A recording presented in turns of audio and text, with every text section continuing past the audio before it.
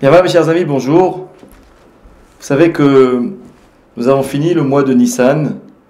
Le mois de Nissan, tout le monde sait, c'est le mois de la sortie d'Égypte, le mois de Pessah. Le mois prochain, ça va être le mois de Sivan, le mois où nous recevrons la Torah. Et puis entre les deux, il y a notre mois, le mois de Iyar. Le mois de Iyar, c'est le mois donc où on est un petit peu dans ce trait d'union, dans ce passage entre la sortie d'Égypte et Matan Torah. Et en fait, j'aimerais peut-être ici que l'on ait une réflexion sur ce mois de Iyar, le sens de ce mois, les ségoulottes du mois, les facultés, qu'est-ce que ce mois va nous apporter de particulier. Évidemment, en fonction de ce qu'on entendra, on essaiera donc de savoir comment donc l'appréhender, ce mois, le préparer et forcément le traverser. Vous savez que le nom d'Akadosh Baruch Hu, ce qui s'appelle en français le tétragramme, Yud-Ke Vav-Ke, c'est 4 lettres, dont dans les 4 lettres, 2 se répètent, le He. Et les Chachamim ont fait le compte et ont vu que ces 4 lettres, si on essaye de trouver toutes les combinaisons possibles, elles sont au nombre de 12.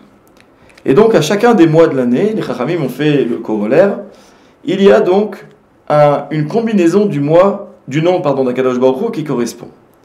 Pour prendre un exemple, le mois dernier, le mois de Nissan, le premier mois de l'année, on nous dira que la combinaison du nom d'Akadosh Baruch Hu, c'est les lettres du nom dans leur ordre, c'est-à-dire Yud, He, et ensuite Vav et He.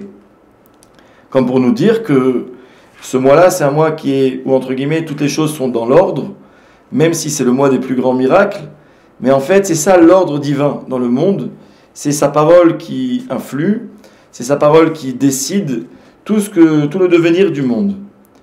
Et en fait, les Chachamim nous diront que la combinaison du nom d'Hachem du mois de Iyar, notre mois, c'est Yud, He, et ensuite He et Vav. On a inversé les 2 dernières lettres. Et les Chachamim vont vouloir nous dire, mais à quoi ça correspond? On n'est pas dans un cours de Kabbalah, il faut se concentrer pour comprendre. On nous dira que ça correspond aux initiales de 4 mots successifs dans un verset des prophètes, dans le prophète Jérémie, où là-bas, rappelez-vous, le prophète nous dira Al yithalel ashir be'oshro, ve'al yithalel chacham be'chochmato. Le riche n'a pas de quoi être fier, de se glorifier de sa richesse. Le fort de sa force, l'intelligent de son intelligence. Et le prophète nous dira Ki im bezot yithalel hamithalel. Si un homme veut avoir de quoi s'honorer, de quoi se glorifier, haskel ve'yadoa oti, alors essaye d'approfondir, de comprendre et de me rechercher, dit Akadosh Baruch Hu, par la voix du prophète. Et en fait, les sages voient ici évidemment d'abord une leçon première de base, c'est de comprendre que dans la vie, il y a les bases de la vie, c'est le capital de force, de richesse, d'intelligence que l'homme reçoit à sa naissance. Rappelez-vous ce que nous enseigne la Gemara. La Gemara nous dit qu'au moment de la conception d'un enfant, dans le ciel on proclame cet enfant, que sera-t-il, riche ou pauvre? Et on va trancher, il sera riche ou pauvre. Est-ce qu'il va être fort ou faible, intelligent ou bête? Chacham o tipesh, nous dit le texte. Mais par contre, la Gemara nous dira, tzadik o rasha lo neemar. Est-ce que l'homme sera un homme juste ou un homme impie, c'est-à-dire le tzadik ou le contraire? Ça, ce n'est pas dit dans le ciel, ce n'est pas prédéterminé. C'est-à-dire qu'en fait, ça va être l'aventure de la vie, de fixer dans notre vie où sont nos centres d'intérêt. Est-ce que moi je suis un homme, que je sois riche ou pauvre, que je sois intelligent ou non, que je sois fort ou faible, en bonne santé ou pas, quelles que soient les données premières de la vie, mon capital, on va dire, de naissance, qu'est-ce que je veux? Quelle est ma préoccupation permanente? Est-ce que je recherche la connaissance d'Hachem? C'est ce qui s'appelle Haskel ve'yadoa oti, comment me rattacher à lui, ou bien le contraire. Et puis là, les Chachamim nous diront, ça c'est entre les mains de l'homme, et que lui. Et donc les sages vont nous dire que dans ce verset du prophète Jérémie, où il est dit là-bas, Ki im bezot yithalel hamithalel, haskel ve'yadoa oti, etc. Si on voit les initiales de ces 4 mots, yithalel hamithalel, haskel ve'yadoa, c'est Yud, He, et ensuite Vav et He, qui correspondent donc à la combinaison des lettres du nom de Dieu du mois de Iyar. Et à partir de là, les Chachamim vont nous dire, c'est-à-dire que l'on voit qu'il y a un lien entre notre mois de Iyar et cette notion qui va s'appeler Haskel Veyadoa Oti, c'est-à-dire la recherche de la connaissance de Dieu. Voilà de quoi nous pouvons être fiers, mais surtout, quelle doit être notre occupation de tous les instants. Et là, les sages vont nous dire quelque chose d'intéressant. Et pour le comprendre, je vais ici donner une leçon, un enseignement qui est rapporté au nom du Harizal et qui est cité ici dans le livre du Béné Issachar. Vous savez que dans la Halacha, c'est rapporté déjà dans la Gemara, il y a une mitzvah donc de mettre les tefilines pour l'homme après la bar mitzvah. Les tefilines, qu'est-ce que c'est? Ce sont donc les phylactères, comme on dit en français, que l'on porte sur le bras et sur la tête. Ve'ayal le'ot al yadecha ul totafot ben enecha. Et les textes nous enseignent qu'en fait, il y a une tfila chez l'yad, c'est-à-dire un boîtier que l'on porte sur le bras, et une tfila chez le roche, et un boîtier que l'on porte sur la tête. La différence capitale qu'il y a entre ces deux tfilines, c'est que celui du bras, c'est un seul boîtier cubique qui comporte un compartiment, donc toujours en forme de cube, dans lequel nous allons insérer un parchemin roulé, sur lequel est écrit, donc en sofrout, en calligraphie, donc de Torah, de Kedusha, toutes les 4 parashiot, c'est-à-dire les 4 passages de la Torah, dans lesquels figure la mitzvah des tefilines. Il y en a 2 dans le livre de Shemot, juste au moment de la sortie d'Égypte, et 2 dans le livre de Devarim, c'est-à-dire dans les parashiotes du Shema, les deux premiers paragraphes du Shema qu'on récite tous les jours, le matin et le soir. Vous savez tous qu'on le dit Ukshartam le'ot al yadcha, et dans le deuxième paragraphe Ukshartem le'ot al yetrem, c'est-à-dire que on a donc 4 fois dans la Torah la mention de la mitzvah des tefilines. Et en fait, la Torah nous dit Vehayu adevarim ha'ele. Et à partir de ce mot Vehayu, la Gemara a donné l'interprétation suivante, que ça doit être Kehavayatan Yehu. C'est-à-dire que les textes doivent être écrits Kesidran, c'est-à-dire dans l'ordre où ils sont écrits dans la Torah. Donc à partir de là, on a l'interprétation de Rashi qui va nous dire qu'il y a donc dans les téphilines, de la tête ou du bras, 4 parachiotes, là-dessus tout le monde est d'accord, qui doivent être écrits dans l'ordre où ces parachiotes apparaissent dans la Torah. Kadesh, première paracha, Kadesh li kol bechor, Vehaya ki yeviacha, deuxième paracha, Shema Israël, troisième paracha, c'est-à-dire le premier paragraphe du Shema, Vehaya im shamoa tishmeu, quatrième paracha des Tfilin, deuxième paragraphe du Shema. Ça, c'est l'approche de Rashi. Rabbeinu Tam, l'un des petits-fils de Rashi, va dire là-bas dans la Gemara, dans le Tosfot, va nous dire qu'en fait, c'est vrai qu'il y a un ordre à respecter, mais l'ordre est à respecter uniquement dans l'écriture. C'est-à-dire que je dois écrire les parachiotes dans un ordre voulu, selon leur apparition dans la Torah. Mais par contre, ce n'est pas forcément que les parachiotes doivent apparaître sur le parchemin dans l'ordre où elles sont écrites dans la Torah. Et à partir de là, Rabbeinu Tam nous dira qu'il y a, évidemment là-dessus, personne ne discute, 4 parachiotes. Les 2 premières qui sont juxtaposées dans la Torah, l'une à la suite de l'autre, donc doivent rester les 2 premières, 1 et 2, indissociables. Et les 2 dernières, d'après Rabbeinu Tam, vont être inversées. Pas dans l'ordre où elles sont écrites, mais dans l'ordre où elles apparaissent sur le parchemin. C'est-à-dire que d'après Rabbeinu Tam, on écrira 1, 2, 4, 3. D'après Rashi, c'est 1, 2, 3, 4. Et les Chachamim nous diront, ça veut dire quoi? Ça veut dire qu'au fond, cette discussion, et même c'est vrai aussi pour les tefilin shel rosh, c'est-à-dire le boîtier qu'on porte sur la tête, il y a 4 compartiments. Dans chaque compartiment, un parchemin sur lequel est écrit une des 4 parachiotes. D'après Rashi, les parachiotes seront dans l'ordre 1, 2, 3, 4. D'après Rabbeinu Tam, ce sera 1, 2, 4, 3. Ça, c'est la marloquette, la discussion Rashi et Rabbeinu Tam. Mais le Harizal va nous dire quelque chose d'extraordinaire. Il va nous dire de la même façon qu'il y a une discussion sur l'ordre des 4 lettres du nom d'Hachem.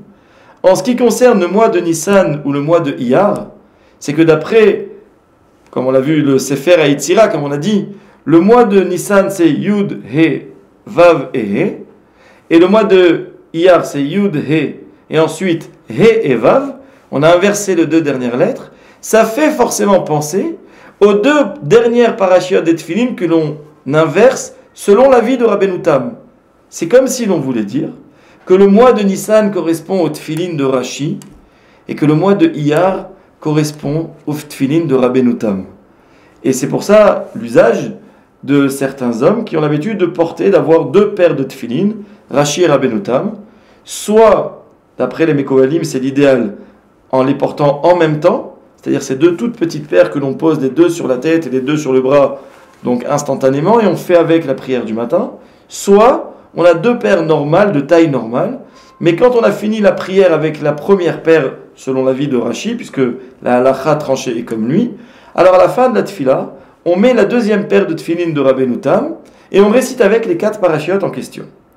En tout cas, le Harizal va dire quelque chose d'extraordinaire. La Gemara nous dira, et c'est rapporté dans les Sfarim, que quelqu'un qui a l'habitude de mettre les deux tfilin, donc d'ajouter aux tfilin de Rashi ceux de Rabbeinu Tam, c'est une ségoula les chokhma. C'est une ségoula, c'est-à-dire ça aide à pouvoir accéder à la chokhma, donc dans l'étude de la Torah. Et en fait, à partir de là, les Chachamim comprendront que justement, le mois de Iyar, qui est le mois où on a dit, rappelez-vous, Al Ithalel, Ashir Be'oshro, ou bien Chacham Be'chochmato. Il n'y a pas de quoi être fier quand un homme est intelligent, quand il est riche ou quand il est fort. La fierté de l'homme peut être quand il est un tzaddik. Haskel Ve'yadeoati, quand il est dans la recherche de la connaissance de Dieu. Mais en fait, quelle plus belle recherche de la connaissance de Dieu que de mettre de notre côté toutes les chances de pouvoir y arriver, notamment de porter les tfilines de Rabbeinu Tam. Voilà pourquoi, nous dirons les Chachamim, le mois de Iyar correspond à tfilines de Rabbeinu Tam, à la fois dans l'ordre des lettres du nom d'Hachem, qui correspond à l'ordre des parachiotes, telles qu'elles sont écrites ou qu'elles apparaissent d'après Rabbeinu Tam dans les tfilines, en n'oubliant pas que les tfilines de Rabbeinu Tam, c'est comme une clé pour accéder à la chokhma. Quand on dit la chokhma, c'est-à-dire la connaissance donc d'Akadosh Baruch Hu. Voilà déjà pour commencer notre étude sur le mois de Iyar. Mais les sages vont aller encore plus loin. Ils vont nous dire que, comme on l'a déjà dit à plusieurs reprises dans nos cours ici, que chaque mois de l'année lui correspond également une lettre de l'alphabet. Par exemple, on va nous dire que la lettre du mois de Nissan, c'est la lettre He. La lettre du mois de Iyar, j'y arrive justement, c'est la lettre Vav. Celle du mois de Sivan, le mois prochain, c'est la lettre Zayin. D'ailleurs, c'est intéressant de voir quelque chose, c'est que dans les textes donc des prophètes, dans le Sefer Melachim, on appelle le mois de Iyar Chodesh Ziv. Chodesh Ziv, le mois de la lumière, de l'éclat. Mais les Chachamim nous diront pourquoi Chodesh Ziv, parce que dans les textes, Ziv s'écrit Zayin et Vav. Comme pour nous dire, c'est en fait le mois de Iyar, c'est cette juxtaposition entre le Vav de Iyar et le Zayin de Sivan qui fait qu'au fond, pour arriver véritablement au Matan Torah, on ne peut pas sans traverser le mois de Iyar. Donc, vous comprenez bien l'enjeu de notre étude, de notre réflexion. C'est de savoir que, en étudiant l'essence, la nature de ce mois de Iyar, c'est pas simplement savoir le traverser, c'est savoir comment arriver aussi Sivan, où on recevra la Torah. Ça n'a pas été facile de recevoir la Torah. Nous sommes sortis d'Égypte, c'était un cadeau du ciel, nous n'étions pas méritants, on était à 49 degrés d'impureté, moins 49, et on doit se retrouver 49 jours plus tard, à Shavuot, au moment au pied du Har Sinaï, où Vayechezu et Elokim, nous pouvons Kivyachol voir Dieu, l'entendre, Ro'im et Akolot, et on va recevoir la Torah. Comment est-ce qu'on passe du plus bas au plus haut? Le trait d'union, c'est le mois de Iyar. Donc voilà encore une fois pourquoi cette étude. Et là les sages vont nous dire, la lettre du mois de Iyar, c'est la lettre Vav, et la faculté physique de ce mois, c'est le Hirhur, la pensée. Quand on dit la pensée, c'est pas la Machashava. En hébreu, la Machashava, c'est un homme est assis, puis les pensées lui traversent l'esprit. Je suis là et je pense à toutes sortes de choses. Chacun avec ses soucis, chacun avec ce qui le préoccupe. Le Hirhur, c'est une pensée qui est orientée. C'est une pensée qui est pensée, j'allais dire. Ça veut dire qu'en fait, c'est une pensée qui est voulue. Par exemple, je vais donner qu'une halakha intéressante. Il est dit dans la Torah que tous les matins, quand nous nous levons, nous devons réciter les Birkot HaShachar. Modéani, on fait la bracha de Anetilat Yadayim, Asher Yatzar, toutes les brachot. Et la clôture de ces Birkot HaShachar, c'est Birkat HaTorah. C'est-à-dire qu'on n'envisage pas, pour l'homme juif, qu'il puisse étudier un texte de Torah s'il n'a pas au préalable récité une bracha. Comme si on disait de la même façon que lorsque je dois manger un fruit, je dois réciter la bracha avant. Quand je veux étudier, je dois réciter une bracha avant. L'étude, ce n'est pas quelque chose de passager. C'est quelque chose de tellement important dans ma vie que ce n'est pas moins que consommer. Ce n'est pas moins qu'avoir quelque plaisir que ce soit. Or, on a vu que la Torah, pour chaque chose, elle a fixé sa beracha. Je dois sentir une bonne odeur, je dis une beracha. Je vois Moré Haesh, je dis une beracha. Je vois un beau paysage, je dis une beracha. J'entends l'éclair ou j'entends le tonnerre ou je vois l'éclair, je récite des berachot. J'étudie la Torah, c'est au moins égal à tout ça. Je dois réciter une beracha. Et les Chachamim nous diront plus que ça. Si je n'ai pas récité la beracha, je n'ai pas le droit d'étudier.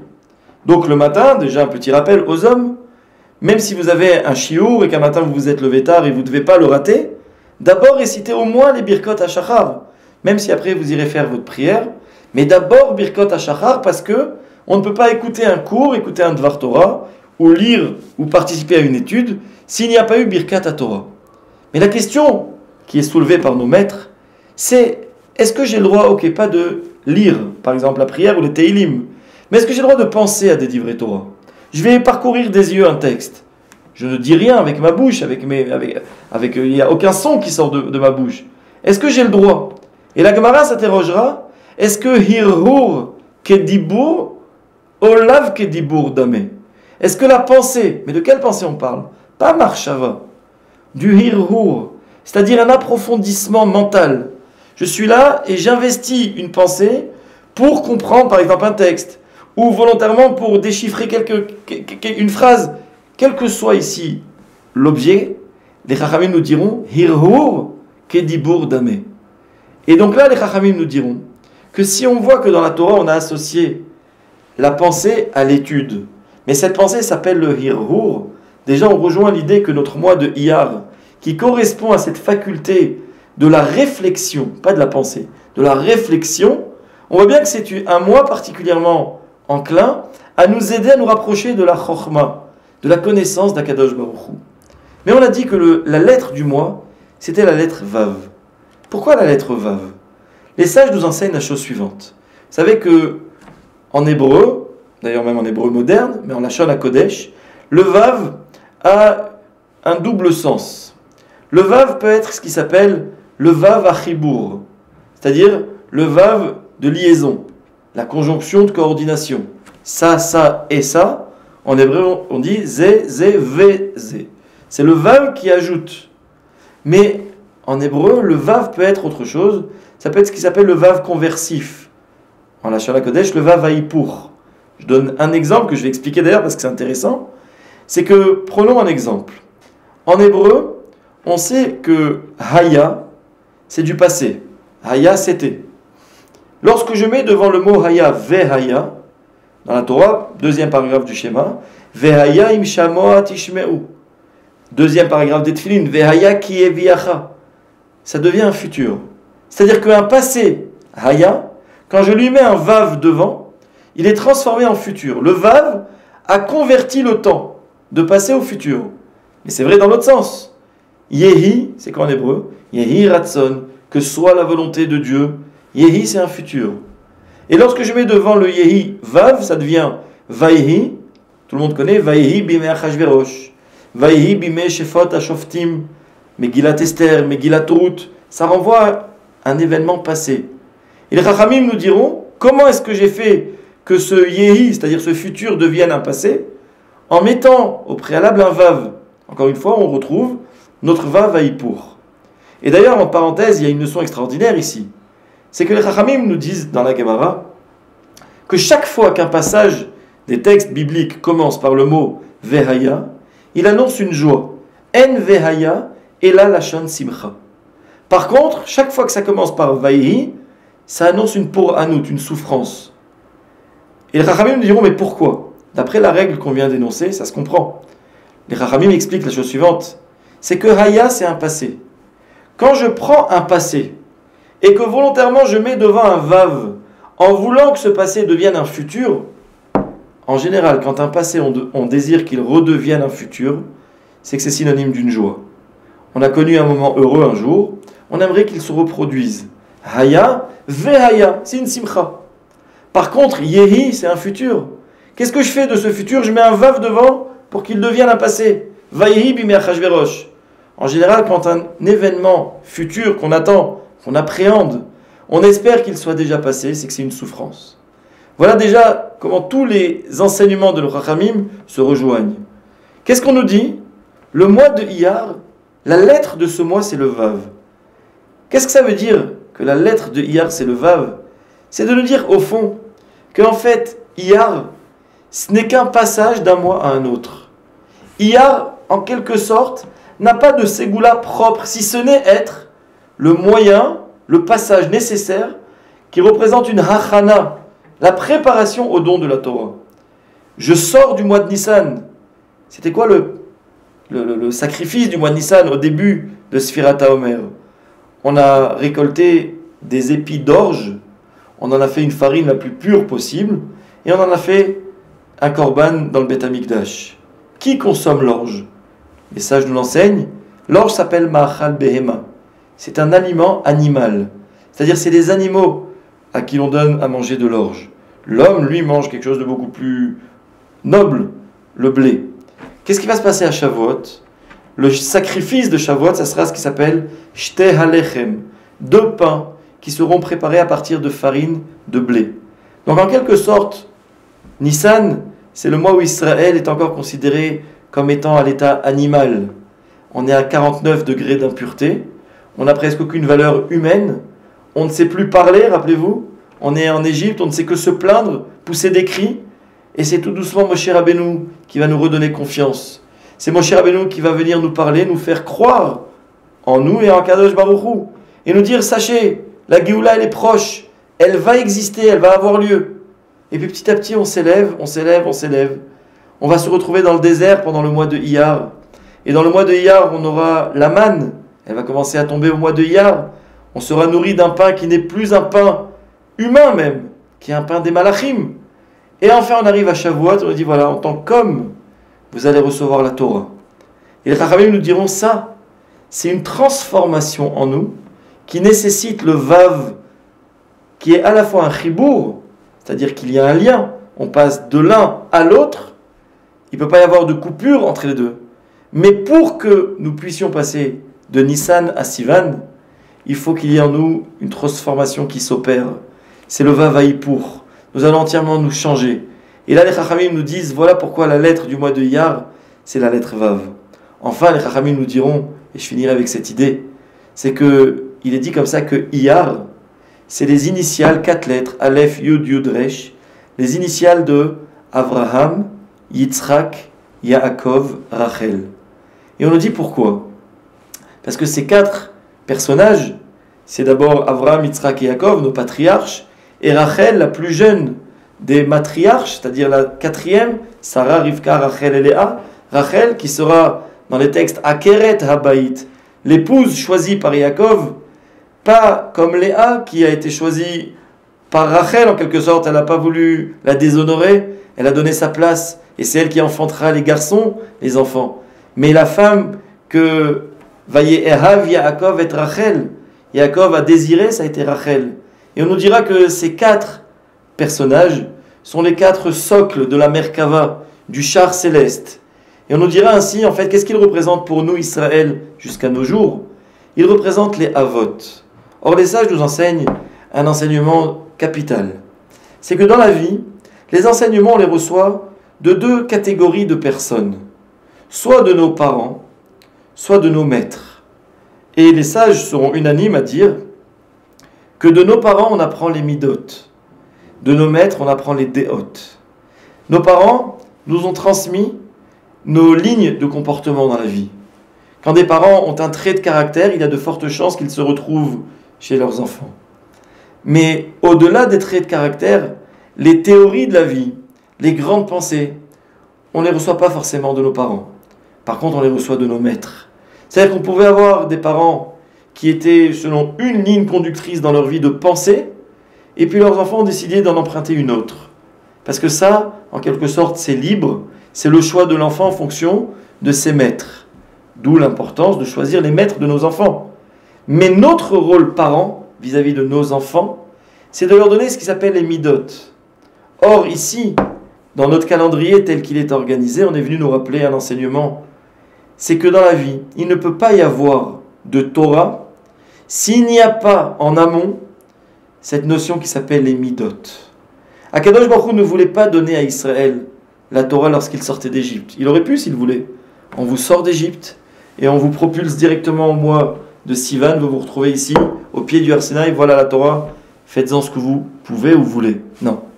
Dieu il voulait que pour arriver de cette situation où nous étions des esclaves en Égypte à celui de Bnei Chorin, d'hommes libres qui reçoivent la Torah de leur propre initiative, il fallait qu'il n'y ait pas seulement des hommes qui ont décidé de l'accepter, la Torah, mais des hommes qui ont les moyens de la vivre. C'est quoi les moyens de vivre notre Torah?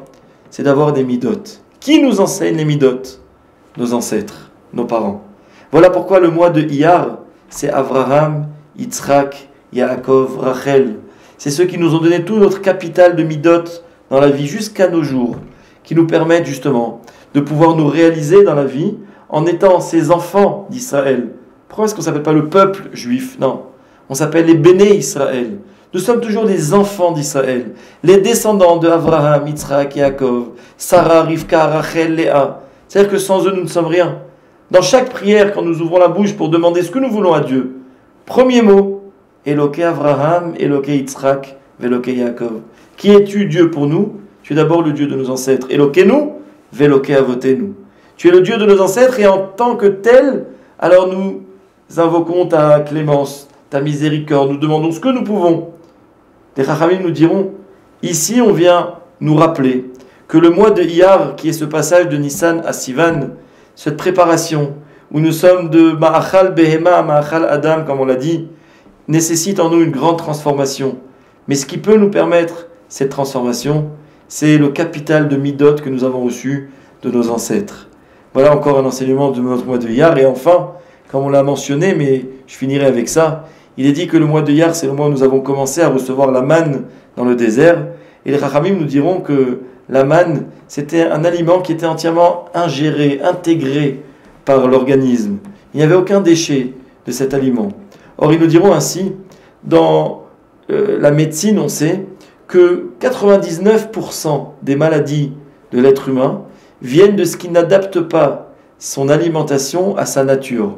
Chacun a une nature et chacun doit connaître ce qui est bon ou mauvais pour lui dans son alimentation.